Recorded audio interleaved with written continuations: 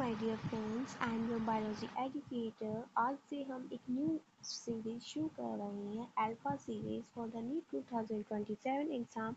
इस सीरीज में मैं आपको पूरे बायो कवर कराऊंगी with full explanation, mind maps, question practice and all that which are essential for you and also the NCERT cover. It is very important for the exam. So let's study and let's start the exam. So मैं आपको इससे पहले कुछ बता देती हूँ कि मैं इसी पर आपको ये सेशन ख़त्म होने के बाद एक और नया सेशन दूँगी जो कि 7-8 मिनट का होगा, जो कि आपको एक स्टोरी की तरह लगेगा. ये पूरी 2 घंटे की वीडियो एक स्टोरी के रूप में आपको कवर करवा दूँगी, जिससे बिल्कुल ईजी हो जाएगा. एंड देन मैं आपको क्वेश्चन प्रैक्टिस करवाऊँगी. रोज़ आपको 1 बजे तक तीनों वीडियोज़ जो है मेरे यूट्यूब चैनल पर मिल जाएंगी. And this is almost free. It is already free. We have to start the cell the unit of life, क्योंकि हम इस चैप्टर से इसलिए शुरू करेंगे because this is the basic of our life. Cell क्या होता है? एनीथिंग. सेल क्या होता है? जैसे कि मैं आपको किससे बनाऊँ, सबसे बेसिक यूनिट आप मुझे वही पूछेगा तो क्या है? Cell. So anything which can not be complete or less than the cell, it is not being living. सो जो भी चीज़ होगी, जो भी कंप्लीट नहीं होगी सेल से, वो सेल से क्या होगी? लिविंग होगी. सेल क्या एक टाइप का स्ट्रक्चर होता है, फंक्शनल होता है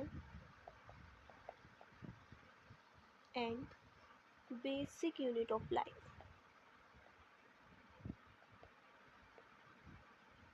और anything less than the complete cell, it not said to be living. सो आपको पता चला सेल क्या है? टाइप का स्ट्रक्चर है, फंक्शनल है, बेसिक यूनिट है. सो सेल या तो सेल होगा ही नहीं, या सेल होगा जो कि कंप्लीट नहीं है, तो उसको हम क्या कह सकते हैं? लिविंग नहीं कह सकते. आगे हम पढ़ते हैं.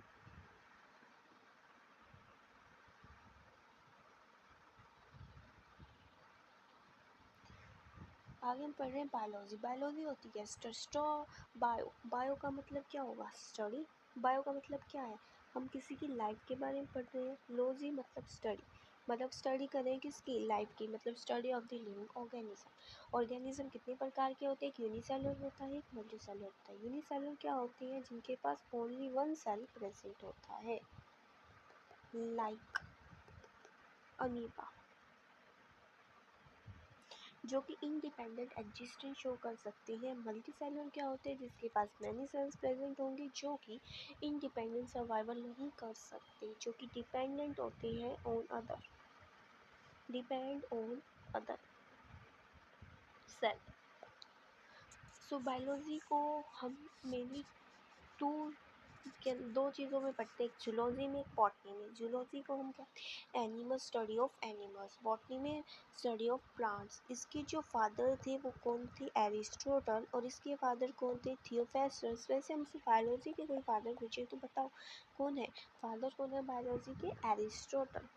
एरिस्टोटल कौन है? बायोलॉजी के फादर भी एंड जूलॉजी के भी. एनिमल के कौन है? थियोफेस्टस. बायोलॉजी होता क्या? Study of life and evolution of earth. Reductionist biology आई थी. रिडक्शनिस्ट बायोलॉजी साइंटिस्ट ने हमें बताई थी कि रिडक्शनिस्ट बायोलॉजी होती क्या. बायोलॉजी को हम मेनली 2 टाइप्स में बांटेंगे, मैक्रो और माइक्रो, जो कि बहुत ज़्यादा जिससे हमें हेल्प मिलता है फिजिकल और केमिकल एक्सेप्ट्स को डिफ्रेंशिएट करना. सो सबसे पहले हम पढ़ते हैं सेल की डिस्कवरी. सो हम पढ़ रहे हैं आज सेल की डिस्कवरी. एंड सेल की डिस्कवरी में हम सबसे पहले ये पढ़ते हैं कि कौन आता है सबसे पहले साइंटिस्ट? रॉबर्ट हुक, जो कि 1665 के अंदर आया था, जिसने एम्प्टी कंपार्टमेंट्स में बताया था. जिसने जो है ना एक ओक का प्लांट था, उसने उसके ना कोकटरी को क्या करा था? देखा. उसने ना ओक प्लांट के कोर को देखा, मतलब उसकी छाल को देखा, तो भाई का उसने माइक्रोस्कोप के अंदर देखा, तो उसने कहा भाई ये तो टीनी टीनी कंपार्टमेंट्स लाइक लग रहा है, जैसे कि वो हमें मधुमक्खी का छत्ते को देखते हैं. तो उसने उसका नाम दे दिया सेल, जो कि मेनली क्या दिया था? सेलुला. उसकी कौन सी बुक में दिया था? माइक्रोग्राफिया बुक में दिया था. कौन सी बुक में दिया था? माइक्रोग्राफिया बुक में दे दिया था उसने ये नाम. और मेन वैसे ही सेल्स कैसे थे, डेड थे। कैसे बताया उसने, सेल्स क्या है, डेड है, जिसके पास क्या है, प्रोटोप्लाज्म प्रेजेंट नहीं है। मेनली उसने क्या देखा फिर, सेल वॉल देखा, क्योंकि वो क्या नॉन लिविंग थे। प्रोटोप्लाज्म के बिना क्या बच गया, सेल वॉल बच गया। तो उसने हमें इनको ये बॉक्स में भी बता रखा है मैंने, it is very important, he saw empty boxes, so he actually discover the cell wall not a living cell.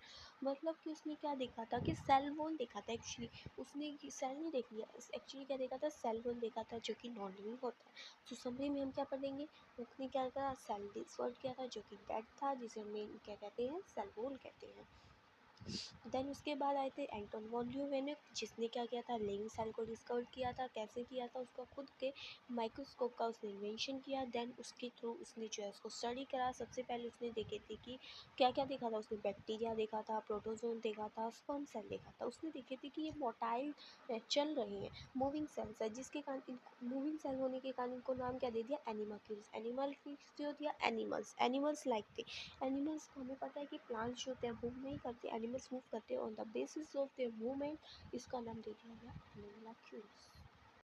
And इसके बाद आए थे 1831 में रॉबर्ट ब्राउन, जिसने डिस्कवर किया था न्यूक्लियस को, जिसे हम क्या कहते हैं, ब्रेन ऑफ द सेल भी कहते हैं। सो अब तक हमने सेल की डिस्कवरी के 3 साइंटिस्ट के बारे में पढ़ा, Robert Hooke, Robert Brown and Anton von Leeuwenhoek. Robert Hooke ने क्या किया था, 1665 में डेड सेल को डिस्कवर किया था। मेनली क्या थी, वो सेल वॉल थी। देन एंटोन वॉन ल्यूवेनिक आए थे, जिन्होंने क्या किया था, खुद के माइक्रोस्कोप के द्वारा लिविंग सेल को डिस्कवर किया था, जिसने बताया था कि वो living cell. Then Robert Brown है 1831 में, जिसने सेल के अंदर जो न्यूक्लियस होता है, जो कि उसका मास्टरपीस माना जाता है, ब्रेन ऑफ द सेल माना जाता है, इसको डिस्कवर किया। इसके बाद आई थी सेल थ्योरी, जिसे हम क्या कहते हैं, formulation of the cell theory. Cell theory के अंदर 2 साइंटिस्ट देखे गए थे, Matthew Schleiden and Theodor Simon. Schleiden कब आए थे, 1831 में। स्काइवन कब आए थे, 1839, जो कि जर्मन बॉटनिस्ट से। स्केलिडन और स्काइवन कैसे थे, जर्मन जूलॉजिस्ट। बट और एनसीईआरटी के अंदर इसको जर्मन की जगह ब्रिटिश लिखा हुआ है, बट अब एनसीईआर अब जो एनटी है उसने रिपोर्टेड कर दिया है कि ये जर्मन थे। मैं स्केलिडन ने क्या देखा था, प्लांट्स को देखा था। उसने कहा था जितने भी प्लांट्स हैं वो मेड ऑफ डिफरेंट टाइप्स के सेल के, जो कि उसके टिश्यूज़ बनाते हैं, देन ऑर्गन सिस्टम, देन पूरा प्लांट बनाते हैं। जूलॉजिस्ट ने क्या देखा था, एनिमल सेल को देखा था, जिसने उसकी आउटर लेयर के बारे में देखा था। उसने कहा था कि भाई इसके अंदर तो सेल वॉल प्रेजेंट है। इसमें क्या कहा भाई, इसके अंदर तो सेल वॉल एब्सेंट है, इसके अंदर ओनली क्या है, सेल मेम्ब्रेन प्रेजेंट है। Look at the plant was shocked to find a unique extra layer, cell wall. ठीक है, इसने देखा था कि ये सेल वॉल तो स्केलेटन के पास तो है, उसके पास क्या है, एब्सेंट है। स्काइवन का हाइपोथेसिस क्या था, bodies of all the plants and animals are composed. इसमें ये थोड़ा गलत हुआ है, इसमें बताया गया है कि इसमें सेल वॉल साइवन ने देखी थी, नहीं स्केलेटन ने देखी थी, क्योंकि एनिमल्स के अंदर तो सेल वॉल एब्सेंट होती है, तो यहाँ पे सेल वॉल एब्सेंट है, यहाँ पे सेल वॉल प्रेजेंट होगी। ओके, देन जो स्केलेटन एंड स्काइवन ने क्या करा, टीम अप कर लिया भाई, अब हम दोनों मिल जाते हैं और एक पोस्टुलेट बनाते हैं। उन्होंने क्या पोस्टुलेट बनाया, it is very important for the NEET 2027 exam. उन्होंने ये बताया कि जितने भी लिविंग ऑर्गेनिजम्स होते हैं वो मेड अप होंगे सेल्स के या उनके प्रोडक्ट के, बाय मेटाबॉलिज्म, मतलब कि उनकी मेटाबॉलिज्म से मेटाबॉलिज्म का मतलब ये है कि वो क्या कर रहे हैं, मल्टीप्लाई कर रहे हैं, मेड अप ऑफ सेल्स या मेड अप ऑफ सेल्स। तो मेजर ड्रॉबैक क्या था इनका, पोस्टुलेट तो इन्होंने दे दिया, देन उनका ड्रॉबैक, जो इनका मेजर ड्रॉबैक क्या था, पोस्टुलेट तो बता दिया, ड्रॉबैक क्या था कि they fail to explain where new cells are come from, कहाँ से जो है नए सेल्स जो है कम फ्रॉम हो रहे हैं। मतलब कि नए सेल हमने नहीं, ये तो बताते हैं कि भाई सेल से हमारा बिल्डिंग ब्लॉक होता है, इसी से प्रोडक्ट बनते हैं। तो ये तो नहीं बताया कि भाई सेल कहाँ से बन रहे हैं, कहाँ से आ रहे हैं। तो इसका ये क्या था, मेजर ड्रॉबैक रहा था। देन रुडोल्फ फिच जो आए थे, जो कि 1855 में आए थे, जिन्होंने क्या किया था, जो स्केलेटन और स्काइवन ने सेल थ्योरी दी थी, उसको क्या दिया था, एक फाइनल शेप दिया था। उन्होंने बताया था कि omnis cellula e cellula, it is very important for the exam. Again omnis cellular e cellular का मतलब ये होता है कि जो नए सेल्स होंगे वो कहाँ से राइज होंगे, प्री एग्जिस्टिंग सेल्स, मतलब कि पुराने सेल से राइज होंगे। कैसे होंगे, जैसे कि हमारा ओल्ड पेरेंट सेल था जिसने सेल डिवीजन करके नए 2 डॉटर सेल की फॉर्मेशन कर ली। सो उसका उन्होंने जो ड्रॉबैक था, उसका ड्रॉबैक जो किसने बताया था, रुडोल्फ विर्चो ने एक्सप्लेन कर दिया था। क्या बताया था, ओमिना सेलुलर ई सेलुलर। रुडोल्फ विर्को ने ये तो बता दिया कि भाई नए सेल्स कहाँ से आ रहे हैं, पुराने सेल्स से आ रहे हैं। पर एक कुछ रूल ब्रेकर ये भी रहा कि वायरस हो गए, जैसे वायरोइड्स हो गए, प्रायोन्स हो गए, ये कहाँ से आ रहे हैं, ये क्या है, ये लिविंग है नॉन लिविंग है। तो ये एक्सेप्शन मानी जाती है सेल थ्योरी की। वायरस क्या होते हैं, उनके पास खुद का सेल ही नहीं होता। हमने क्या बताया था, सेल जो होता है स्ट्रक्चर या बेसिक यूनिट होती है। तो इसका मतलब क्या होना चाहिए, हर एक के पास सेल होना चाहिए तभी वो लिविंग होता है। बट वायरस क्या है, नो लिविंग है नॉन लिविंग है, हमें अभी तक नहीं पता। वायरस क्या है, एक न्यूक्लिक आरएनए मॉलिक्यूल्स है। और प्रायन्स क्या होते हैं, एक टाइप के इन्फेक्शियस प्रोटीन होते हैं। इनको ये एक्सपेक्शन क्यों है, क्योंकि ये क्या है, ए सेलुलर है। ए सेलुलर मतलब कि ए मतलब अब्सेंट है, क्या है, सेल अब्सेंट है।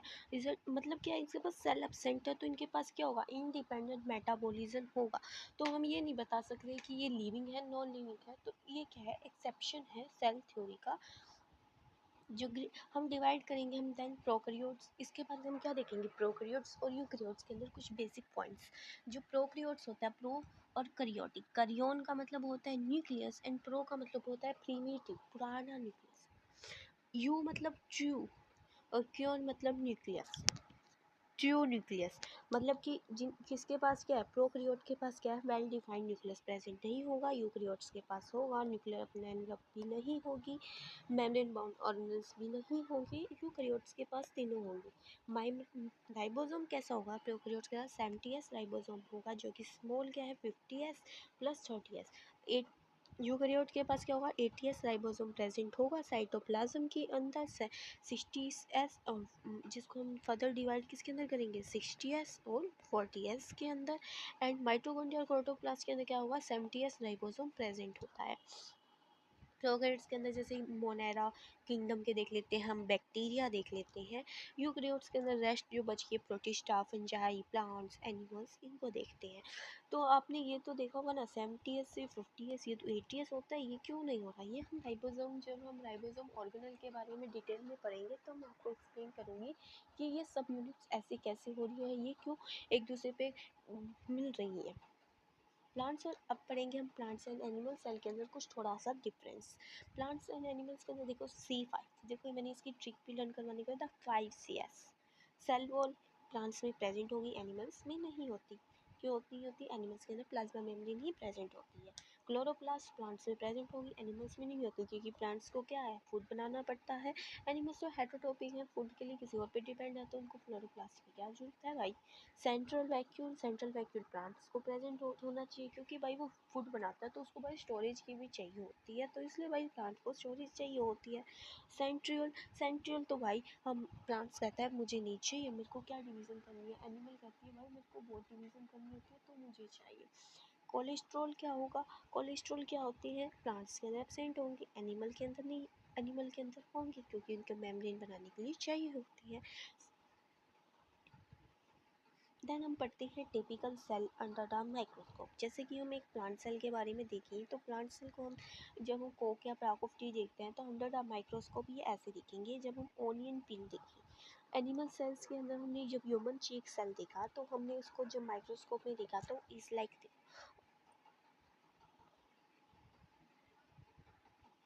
Then simple universal cell. जो हमने एक सिंपल सेल देख लिया, आज यूनिवर्सली आपको ये नहीं पता ये प्रोकैरियोट है, यूकैरियोट है, यूनिसेलुलर है, मल्टीसेलुलर, एनीथिंग प्लांट है, एनिमल है, तो आप इसको कैसे डिफरेंशिएट करेंगे। This is the simplest universal truth के सेल के अंदर 3 चीज़ें इंपॉर्टेंट होती है, cell membrane, cytoplasm and ribosome.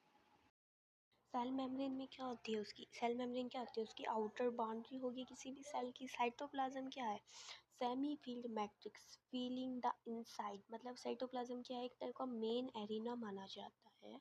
क्या माना जाता है, मेन एरिना माना जाता है। और सेलुलर एक्टिविटीज़ का जितनी भी रिएक्शन हमारी सेल के अंदर होंगी, केमिकल हो, फिजिकल हो, वो सारे किसके अंदर होंगे, इसके साइटोप्लाज्म के अंदर ही होती है। देन एक राइबोसोम होता है, जो ये तीन राइबोसोम क्या है, एक टाइप के डॉट लाइक स्ट्रक्चर होते हैं। देखो ऐसे ऐसे डॉट लाइक स्ट्रक्चर प्रेजेंट होते हैं सेल के अंदर। ये क्या करते हैं, प्रोटीन देते हैं for the lipid secretion, endoplasmic reticulum को, क्लोरोप्लास्ट को, फॉर द सिंथेसिस प्रोसेस के लिए राइबोसोम। मतलब कि क्या है, बेसिक सेल के अंदर भी सेल मेम्ब्रेन, साइटोप्लाज्म और राइबोसोम तो जरूर मिलेगा। ये तीनों चीज़ तो जरूर होती है एक बेसिक सेल के अंदर। देन हम पढ़ते हैं यूकेरियोट की एनाटॉमी, मतलब सेल के अंदर क्या दिखेगा, डीएनए की हर की। डीएनए के अंदर सबसे पहले हम ये देखते हैं कि ये क्या है, ये बार क्या है, सेल का ह्यूज आउटर बाउंड्री हो गई, ये सेल हो गया हमारा। इसके अंदर क्या है, हमारा न्यूक्लियस है जो कि ब्रेन ऑफ सेल माना जाता है। इसके अंदर क्या है, ये हमारा क्या है, क्रोमोसोम है। क्रोमोसोम का दो स्ट्रैंड ऐसे क्रोमोसोम है। क्रोमोसोम की ये चीज़ क्या है, हमारे डीएनए है। डीएनए क्या है, जेनेटिक मटेरियल माना जाता है, जिसके अंदर क्या है, हमारे जितने भी जेनेटिक मटेरियल्स, जितना भी जेनेटिक पार्ट होता है वो स्टोर होता है। ये क्या करेगा, आगे जाके डुप्लीकेट होगा और हमारा पूरा सेल डबल होता है। साइज़ का ऑर्डर, मतलब सेल सबसे बड़ा, न्यूक्लियस फिर बड़ा, क्रोमोसोम सबसे बड़ा, डीएनए सबसे छोटा इनमें से। The initial bind with the nucleus to the gyons. तो साइटोप्लाज्म क्या है, साइटोप्लाज्म का देखा पानी सा लगता है, वाटर ऑफ द लाइफ। ठीक है, सेमी फ्लूइड मैट्रिक्स है, not pure water field with organ. Semi fluid इसलिए कहा जाता है क्योंकि इसमें वाटर तो है पर कुछ ऑर्गेनल्स भी प्रेजेंट है, like endoplasmic reticulum, ribosome, mitochondria, अलग अलग टाइप के क्या है इसके पास क्या प्रेजेंट होंगे, ऑर्गेनल्स भी प्रेजेंट होते हैं। स्पेस क्या है, it occupies the volume of the cell where there is nothing else, there is a cytoplasm. जो हम कहते हैं ना सेल का वॉल्यूम क्या है, सेल का वॉल्यूम क्या है, साइटोप्लाज्म। सेल का वॉल्यूम क्या है, साइटोप्लाज्म है। जब हमसे ये पूछ सकता है नीट के अंदर सेल का वॉल्यूम, सेल का वॉल्यूम क्या है, साइटोप्लाज्म। क्यूरिकल रोल, इसका इंपॉर्टेंट रोल क्या है, सेल को लिविंग स्टेट में रखता है। मेटाबॉलिज्म इसके अंदर एक्सपेंड होती रहती है। सेलुलर एक्टिविटीज़ जितनी भी होती हैं बॉडी के अंदर, फिजिकल या केमिकल एरिना, इसलिए इसी के अंदर होती है। इसके इसलिए इसको कहते हैं main arena of the cellular activities. देखो कह रहा है ना, main arena of cellular and metabolic activities. So it is, तो बस इतना ही आज के सेशन में। आप प्लीज़ मुझे कमेंट में बताना आपको कैसा मेरा सेशन लगा। सो अब हम पढ़ लेते हैं इसके बेस पे कितने नीट में क्वेश्चन आ सकते हैं। सो पहला क्वेश्चन है, what is associated with the name of Schleiden and Schwann. कौन होगा, omnis cellula, fluid mosaic volume, cell. Schleiden और स्काईवान ने क्या किया था, सेल थ्योरी दी थी। सेल क्या दिया था, सेल थ्योरी दी थी। सेल किसने डिस्कवर किया था, cell was discovered by Robert Hooke, Fleming, Leeuwenhoek या रॉबर्ट ब्राउन। सेल किसने डिस्कवर किया था, रॉबर्ट ब्राउन ने डिस्कवर किया था। Schwann observe that cell had a thin outer layer which is today known as cell wall, basement membrane, plasma membrane या chloroplast. Schwann ने जो ऑब्जर्व किया था, एक थिन आउटर लेयर, मैंने आपको बताया भी था। स्काईवन ने क्या किया था, सेल मेम्ब्रेन को डिस्कवर किया था। उसने बताया था कि सेल वॉल जो होती है प्लांट्स में प्रेजेंट होती है बट एनिमल्स के अंदर नहीं प्रेजेंट होती। एनिमल में क्या प्रेजेंट होती है, सेल मेम्ब्रेन प्रेजेंट होती है।